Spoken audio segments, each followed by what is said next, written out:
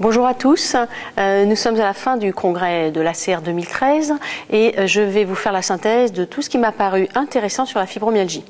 Alors tout d'abord au plan du diagnostic. Comme vous le savez, les critères ACR 1990 n'ont plus cours, et d'ailleurs c'est des critères de recherche comme vous vous souvenez. On utilise maintenant les critères ACR 2010 où la fibromyalgie est cotée comme Physical or Somatic Symptom Disorder. Il faut savoir cependant qu'en 2013, il y a une polémique sur les critères diagnostiques du DSM-5 qui mettent la fibromyalgie au rang de maladie mentale. En effet, ils ont défini la maladie mentale sur l'excès de pensée, d'émotions et de comportements en réponse à des symptômes somatiques. C'est le DSM-5. Alors, bien sûr, Frédéric Wolf, que vous connaissez bien, n'a pas manqué de faire une étude pour voir la validité de ces critères DSM-5. Qui a porté sur plus de 4700 patients qui souffraient de polyarthrite rhumatoïde et voir les patients qui allaient correspondre au diagnostic de fibromyalgie alors qu'on sait que la polyarthrite rhumatoïde n'est pas une maladie mentale. Eh bien en fait le DSM-5 ne sort pas sur cette étude, il n'est pas valide en termes de maladie mentale pour cataloguer la fibromyalgie. Alors c'est plutôt une bonne nouvelle puisque bien sûr ça fait très peur aux patients actuellement ce problème sur les nouveaux critères DSM-5. Alors juste un petit mémo par rapport aux critères ACR 2010. Vous savez, c'est des critères à la fois de diagnostic et de sévérité. Et Wolf a publié il y a 2 ans et a représenté ici sous forme de résumé, de poster, le Fibromyalgia NES Scale, Fibromyalgia NES Scale. Et en fait, dans ce score de sévérité, on voit que plus on a de points, c'est-à-dire 18 sur 31, plus la fibromyalgie est sévère, sachant que le diagnostic est fait à partir de 13 points sur les 31. Alors, maintenant on va parler de l'épidémiologie et notamment de la prévalence de la fibromyalgie. Une grosse cohorte actuellement est étudiée et elle a été présentée sous forme d'un poster par l'équipe de Philippe Mise sur 8382 personnes recrutées sur Internet ayant ou pas des douleurs diffuses et dont 475 ont bénéficié d'une visite médicale pour faire le diagnostic. Eh bien, le diagnostic de fibromyalgie sur cette cohorte de patients d'âge moyen 44 ans, 79% de femmes et 75% de race blanche ont montré 9,5% de fibromyalgie.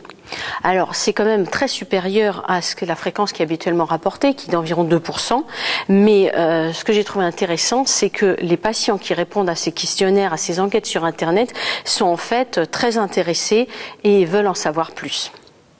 Alors, le poids de la fibromyalgie, le fardeau de la fibromyalgie, vous le savez, il est important pour un certain nombre des patients. Et donc, la même cohorte a été reprise et a permis de comparer les patients qui n'avaient pas de douleur par rapport à ceux qui avaient des douleurs diffuses et enfin ceux qui avaient une fibromyalgie. Et donc les comorbidités augmentaient respectivement avec les groupes, c'est-à-dire que pas de douleur, il y avait moins de comorbidités que douleurs diffuses et que fibromyalgie avec des chiffres variant de 2,4 à 4,9, ce qui est important. Les types de comorbidités aussi étaient différentes entre les groupes et plus importantes dans la fibromyalgie et les douleurs diffuses au plan fonctionnel et aussi au plan affectif. Toutes ces différences étaient significatives. Pour le retentissement, pareil, que ce soit l'intensité de la douleur, le SF12 qui est un questionnaire de qualité de vie, les prises médicamenteuses ou les troubles du sommeil, ils augmentaient respectivement entre groupe pas de douleur, douleur diffuse et fibromyalgie. Ces résultats ont été comparés à une autre étude qui a été faite en centre tertiaire, donc dans les centres de la douleur, montrant que 31% des patients en centre tertiaire ont des formes sévères de fibromyalgie, avec notamment du catastrophisme. Donc ça pousse à considérer que c'est ces patients-là surtout qui devraient aller dans les centres de la douleur selon la recommandation de la l'HAS 2008, vous savez, sur le parcours de soins du patient douloureux chronique. Alors, le poids de la fibromyalgie avec ou sans rhumatisme inflammatoire chronique, une autre étude qui a été présentée sur presque 1000 patients, qui a évalué ces patients au premier jour et pour 500 patients environ d'entre eux à 6 mois et à 12 mois. Et en fait, parmi les RIC, il y avait 6,7% qui souffraient de fibromyalgie. Et ces patients-là présentaient des douleurs plus intenses, une moins bonne qualité de vie et une condition de vie altérée, les différences étant significatives. Une autre étude sur l'association fibromyalgie et polyarthrite rhumatoïde, 169 patients. Parmi ces patients, finalement, les auteurs ont pu démembrer 3 grands types. Un premier groupe de polyarthrite rhumatoïde avec des douleurs contrôlées. Un deuxième groupe où les douleurs de la PR étaient peu inflammatoires, mais il y avait une grande fatigue, un grand catastrophisme et des troubles du sommeil. Et une troisième cohorte qui était très inflammatoire, avec peu de fatigue, peu de catastrophisme et peu de troubles du sommeil, donc plutôt une polyarthrite rhumatoïde inflammatoire non contrôlée pour ce dernier groupe. Donc c'est intéressant de voir que finalement, parmi les polyarthrites rhumatoïdes, il y a des formes inflammatoires dont on a l'habitude, et pour lesquelles les biothérapies, les traitements anti-inflammatoires vont être utiles. Et puis il y en a une partie qui sont contrôlées, heureusement, de polyarthrite rhumatoïde, et une autre partie qui a des douleurs tout à fait différentes, qui se rapprochent en effet de la fibromyalgie, et pour lesquelles vous savez très bien que le traitement n'est pas un traitement anti-inflammatoire au sens large du terme. Donc en fait, dans cette cohorte, il y avait plus de 47% des PR qui avaient des douleurs et de la fatigue modérée à intense. Donc c'est vraiment important quand les traitements puissants de la polyarthrite ont été effectués, d'évaluer chez les patients pour lesquels il y a des douleurs persistantes, si ce n'est pas de la PR, mais ça on y pense tout le temps, mais si ce n'est pas autre chose. Alors, les facteurs prédictifs de fibromyalgie, aussi toujours la grande cohorte dont je vous ai parlé, qui montre en fait que la race, le montant des ressources allouées pour les soins de la fibromyalgie, le nombre de médicaments pris pour traiter la douleur, le nombre de pathologies de l'appareil locomoteur associées, notamment des douleurs articulaires et lombaires, les troubles digestifs et les troubles du sommeil préexistants, exposent ou en tout cas favorisent la fibromyalgie. Alors, différents éléments que j'ai trouvé intéressants sur le congrès, entre la relation par exemple entre l'âge et la sévérité de la fibromyalgie, et bien finalement c'est les plus jeunes qui supportent moins bien la fibromyalgie, et dans cette cohorte c'était aussi plutôt les femmes qui supportaient moins bien. Ensuite, une autre question que se posent beaucoup les patients, avec les troubles cognitifs qu'ils ont, le fameux fibrophog, ces patients ont très peur d'évoluer vers la maladie d'Alzheimer. Et cette étude ouf et rassurante, menée par Katz et son équipe, puisqu'elle montre sur 2 groupes d'évolution courte ou d'évolution longue, que les paramètres qu'on utilise pour évaluer la maladie d'Alzheimer, c'est-à-dire la mémoire épisodique et la vitesse de réflexion, ne sont pas altérés. Donc ça c'est important parce que ça peut être rassurant quand même. Enfin, l'évolution à long terme de la fibromyalgie dans une étude menée par Arnold qui montre que finalement, les patients qui sont les moins améliorés sont ceux qui ont un catastrophisme le plus élevé. Alors ça, c'est vraiment une notion extrêmement importante qui émerge dans pratiquement maintenant tous les papiers sur la douleur chronique, cette notion de catastrophisme, qui est donc à la fois des pensées, des distorsions cognitives, distorsions de la pensée, des troubles affectifs et aussi un style de coping ou de stratégie non adaptée qui ne permet pas aux patients de se sortir du problème. Donc il est important d'évaluer ce catastrophisme puisqu'il est un facteur d'évolution défavorable. Alors maintenant au plan thérapeutique, un très joli travail qui a été présenté en communication orale dimanche par une équipe de Tel Aviv. J'ai discuté avec Jacob Ablin qui est le présentateur de ce travail. Donc en fait vous savez que les recommandations sur la fibromyalgie, les premières datent en fait de l'EULAR en 2006. Elles ont été publiées en 2008, donc maintenant elles sont très anciennes. Et là nos auteurs nous ont fait une analyse comparative de 3 recommandations, une canadienne, une allemande et leurs propres recommandations qui vont être publiées en octobre ou en novembre prochain. Ils ont choisi bien sûr comme élément discriminant pour ces recommandations, c'est bien sûr le niveau d'analyse scientifique, mais aussi l'interdisciplinarité. Donc ça c'est quand même important à noter.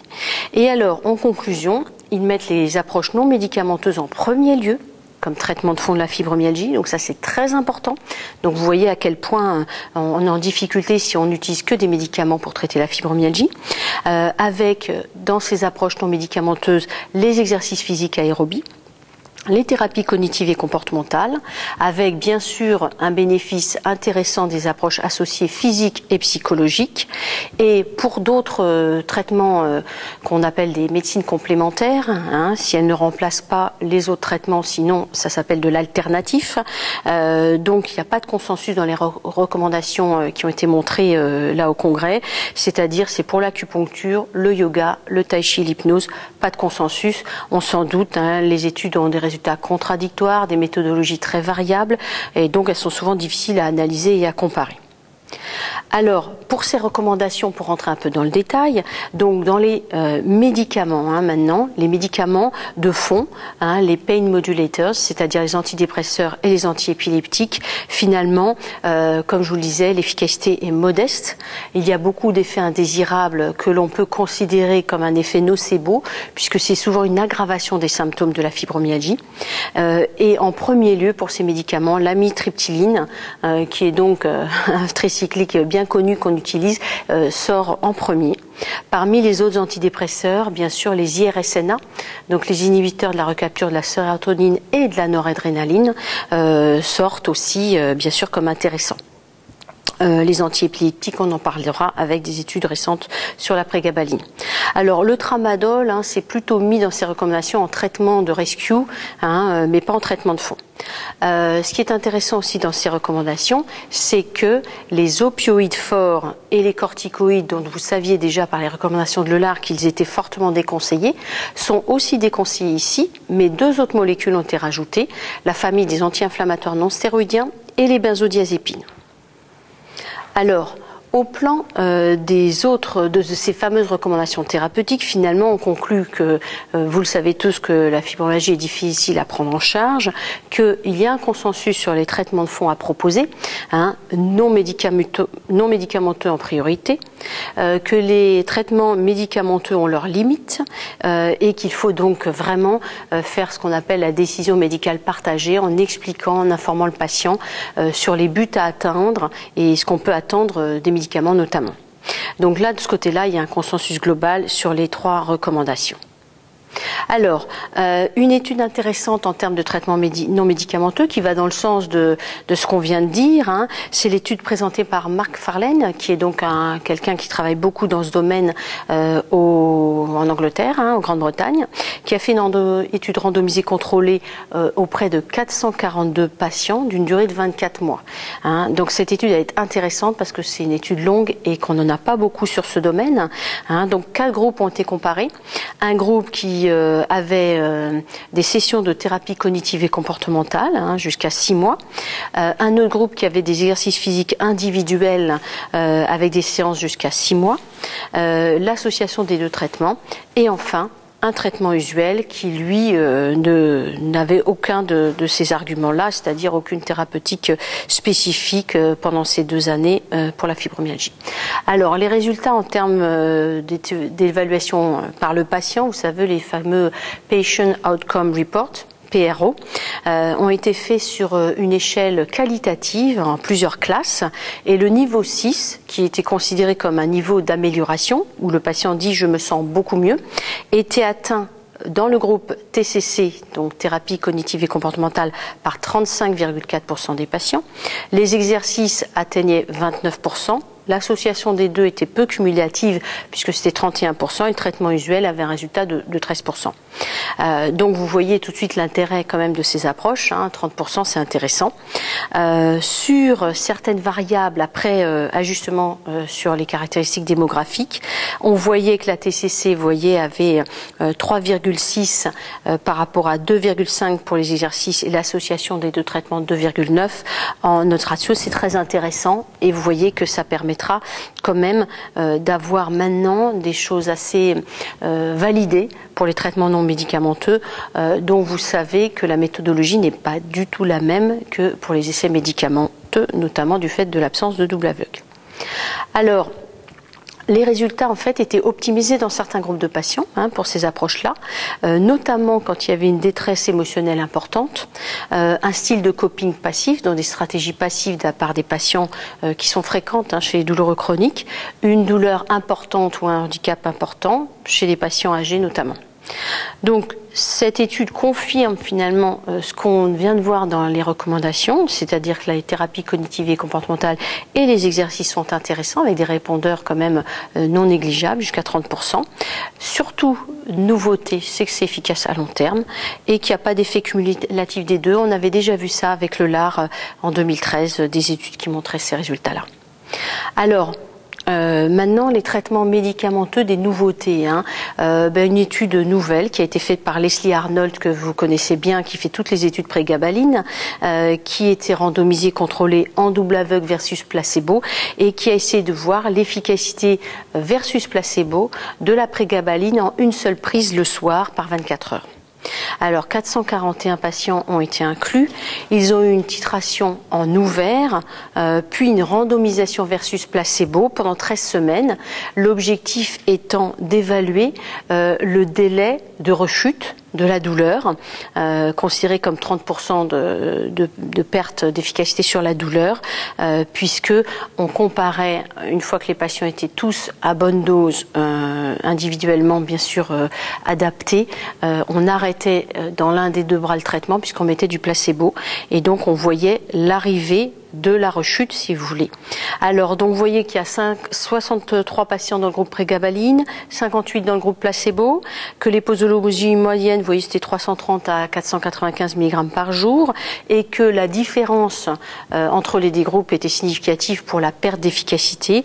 Vous voyez, il fallait 58 jours pour perdre de l'efficacité dans le groupe donc traitement actif, alors qu'il fallait que 22 jours dans le groupe placebo, que dans la prégabaline, il y avait 54% des patients qui perdaient de l'efficacité, alors que c'est 70% dans le groupe placebo. Il y avait dans les critères secondaires aussi le souhait du patient de poursuivre le traitement, qui était supérieur dans le groupe prégabaline par rapport au placebo, aussi significatif. Donc l'intérêt de cette étude, ce serait en fait de faciliter l'observance, de passer de 2 à 1 prise, mais il faut savoir que l'étude était courte, et je vous rappelle juste que la prégabaline n'a pas l'AMM en France pour la fibromyalgie. Alors, des traitements anecdotiques, sinon, où je rentre pas dans le détail, mais enfin que vous sachiez un petit peu ce qui est présenté à l'ACR. La neurotropine, qui est un extrait de la bouillie inflammatoire qu'on peut obtenir en sous-cutané chez les lapins vaccinés par des antivirus. Donc, il y a une étude là-dessus. Bon, la naltrexone, on en a déjà parlé à l'EULAR, il y avait déjà eu plusieurs choses. Donc, il y a le même résumé en fait qui a été représenté sous forme de poster par une des équipes sur à peu près 60 patients. Et puis là, quelque chose de nouveau, l'étude de Buskila, qui est donc israélien, sur l'oxygène hyperbare, qui m'a pas tout à fait convaincu, mais bon, il faut voir ce que ça donnera. Donc en conclusion, finalement, pas mal de choses nouvelles en termes d'épidémiologie. Ça, j'ai trouvé ça assez intéressant. Des discussions autour du diagnostic, notamment les problèmes avec le DSM-5 et la classification éventuelle de la fibromyalgie en maladie mentale. Et puis surtout quelque chose d'intéressant, les critères diagnostiques et de sévérité de la CR 2010. Enfin, des recommandations intéressantes comparées avec quand même maintenant des choses intéressantes à pouvoir dire à nos patients en termes de traitement non médicamenteux. Et pour les traitements médicamenteux, pas de grandes nouvelles, à part le fait que les tricycliques sont toujours en première ligne et que, voilà, pour l'instant, on attend aussi éventuellement des nouvelles molécules, ça serait pas de refus. Voilà pour la synthèse de cet ACR 2013 sur la fibromyalgie.